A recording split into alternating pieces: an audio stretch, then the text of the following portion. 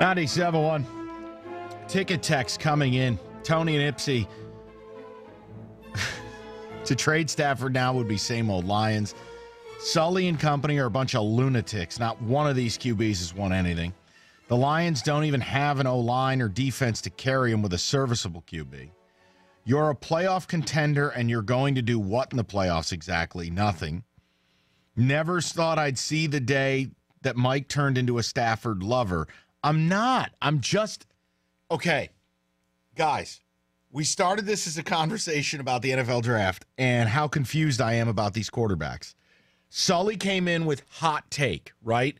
I mean, literally, it's like I had Will Kane as my producer. He goes on the air and goes, oh, it's simple. Josh Allen's a stud. He's a star. Number one QB in the draft. Like, all right, would you trade Stafford for him? Get him here? Sounds like you love him. And he went, yeah, I would. That's where this began. I think that's lunacy. And whether you're a Rosen guy, a Mayfield guy, an Allen guy, a Darnold guy, hell, a Lamar Jackson guy, I'm not trading Matthew Stafford for a lottery ticket in this draft. I'm scared of every quarterback. I mean, if these quarterbacks were so good, why would people like Adam Schefter, who's a fairly serious individual, suggest the Browns take two quarterbacks at 1 and at 4? Because the Browns never get it right. Well, if they're going to take Josh Allen, it's a cinch, right? The Browns would find a way to mess it up. Man. Their culture just isn't conducive to grooming quarterbacks. It never has been.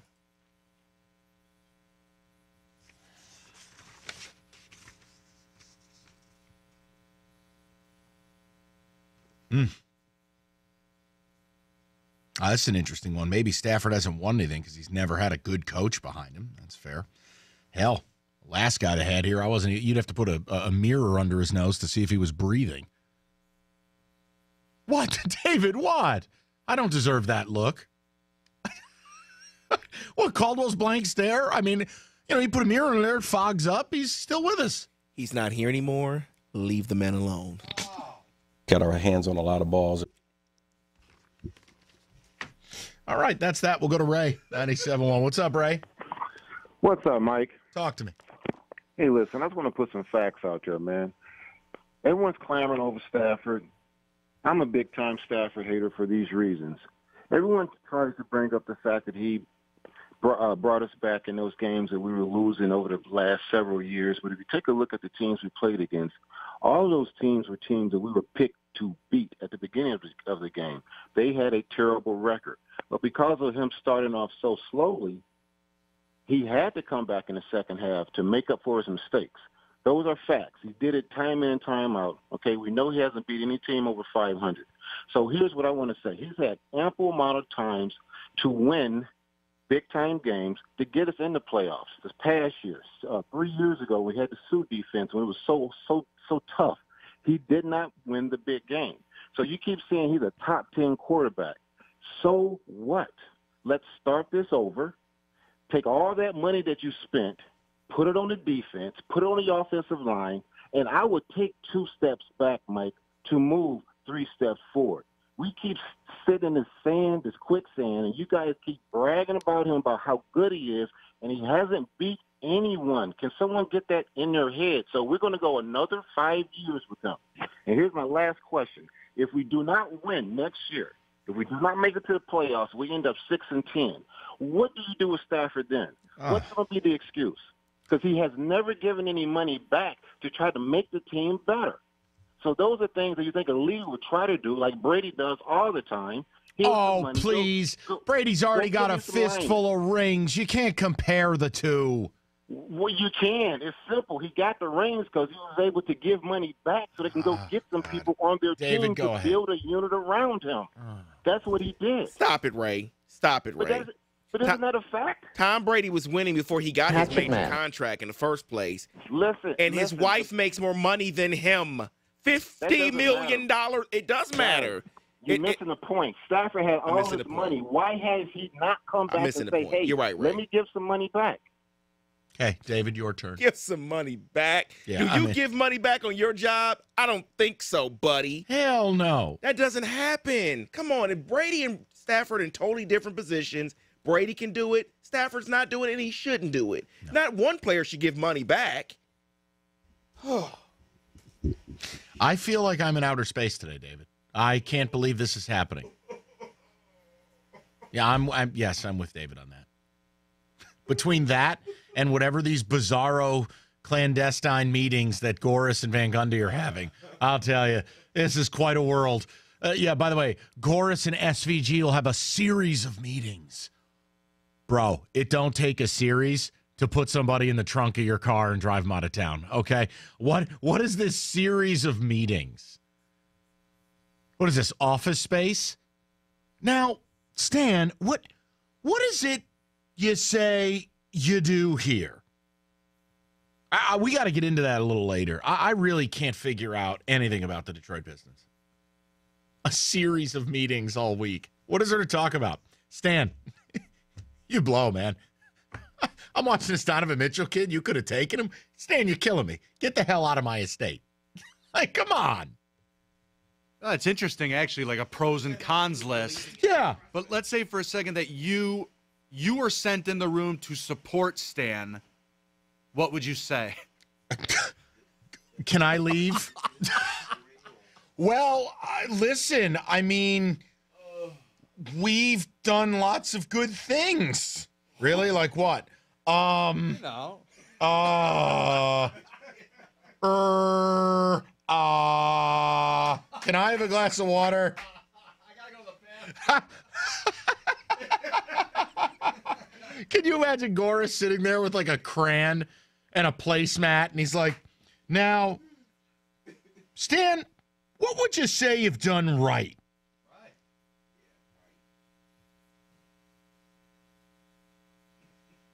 Stan? Like, what are these meetings? How do these meetings even go? Is there food? Is there beverage? Well, all we know is it's in L.A. Right. Do they meet in a public place? Or is it like Gores is like a super villain, so they're in a dark library and Gores' chair is like turned around, so he's not even facing Stan, and he's like in the shadows?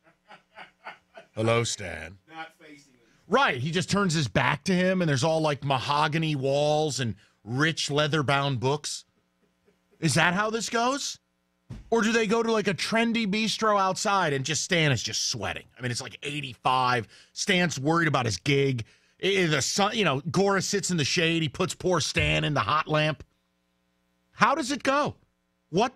How could there be a series of meetings for someone who said 4 years and $28 million of your money? It don't take a series. Stan, you've done a lousy job. You're killing me. I'm a billionaire, but you cost me $28 million. What do you want me to do? What choice do I have but to fire you? That doesn't take a series of meetings. So that's why he's not going to be fired. Oh, well, I totally agree. So what is the series of meetings to talk about? Do you spend a day on how you passed on Devin Booker for Stanley Johnson? And then you spend another day on how you passed Donovan Mitchell to draft Luke Kennard? Is that how that works? Do you spend another entire day in the realization of how much money you're paying Blake Griffin? Like, how does it work? I think it's just them talking about a reduced role. As in what? Custodian? Removing one of the two tags. It has to be. So then why? Oh, my God. Can you imagine they're going to take his powers away and he'll be a lame duck coach? I would just assume why that's don't what we they're just talking do about. our show sheet for like February 7th, a couple days before the trade deadline, when they clip Stan and fire him? Like, you can't be a lame duck coach.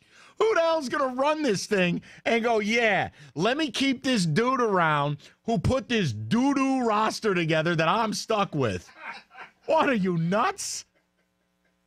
Seriously. That's like if this station sucked, right? Like if this station were dead last. We had nothing. Nothing. Like David's Church wouldn't even advertise with us. And a new guy comes to town. You think he's keeping these shows around? No. There's no business where it would work that way. Guy takes over a restaurant that's got a 1-star on Yelp. Yep, keep that menu together and give that chef a raise. Hell no. Like, I love how people sell it like, oh, well, we'll just take his power away. And what? But don't you think that's what'll happen? Mike, I don't know. Because if he was going to be fired, he already would be gone. I just wanted all I want. Why couldn't they turn this series of meetings in L.A. into a reality show? They did it with the Jersey Shore and did the family vacation. Oh, it's been Why great. can't we just have Gores and SVG reality show? 5-part Amazon series, 1 part per meeting. What in the hell are these two human beings talking about that can't be solved over 2 hours and a cup of coffee? Chauncey! Now, Stan, I'm going to fire you as team president. Do you think I should bring in Chauncey?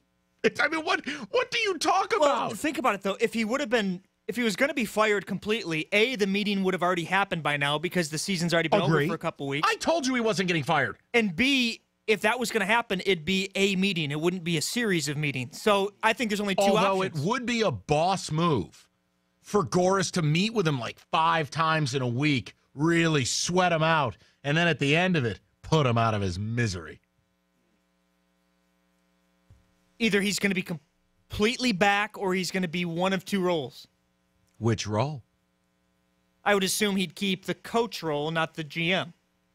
Or not the president, I would assume. Watch the only change be that they fire poor Jeff Bauer. Yes. Right. This is all your fault.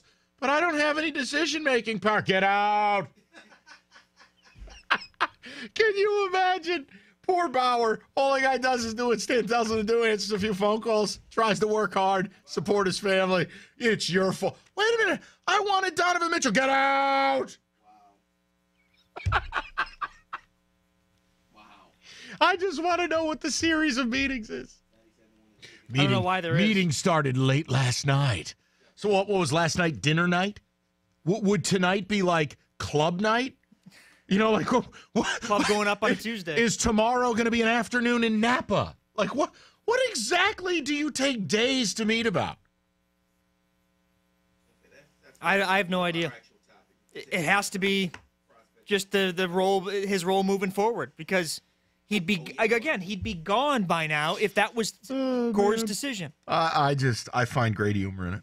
But unless they keep talking about it and Stan somehow says, well, if I'm going to have a reduced role, I'm not going to stay, and Stan leaves on his own. But why would anyone care? See, that's covered in the first 10 minutes of the conversation. Appetizers don't even hit the table.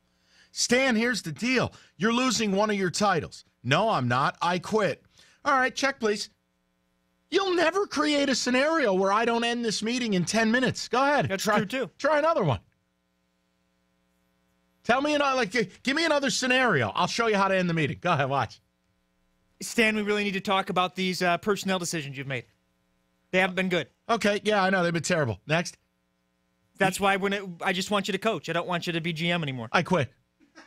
But would Stan do that? Stan's a team player, as Gores always says. Listen, the dude got $28 million in the last 4 years alone. Hey, Stan can go chill, do whatever he wants to do. Why would you take that? Now, the other way would be is if you leave Stan as the GM, which makes no sense because he's a disaster, and you hire a new coach. Now, that would make more sense, except for the fact, if we go on the flow chart, Stan's terrible at his job. Is he a worse GM or a worse coach? Oh, my Lord. He's a worse GM. Oh, my God. He's a worse GM, so that's why I don't know. He wouldn't keep that role because he's worse as a GM than he is as a coach. But if there's a series of meetings, that has to tell you he's coming back. Right, like it's almost like Tom, sweet Tommy G. You're not brokering an international peace treaty. It takes 15 minutes. Stan, I got this Donovan Mitchell guy busting my balls in Utah. You drafted me some guy I don't even see play. You're fired. By the way, here, bring Stan a bottle of bubbles and pay for his salad. That's it. Meeting's over. Or whatever he orders. It's over. Just whatever. Hey, let's screw you. You're fired. Let me transition. If you're a big fella, Dr. Stanley's talking to you.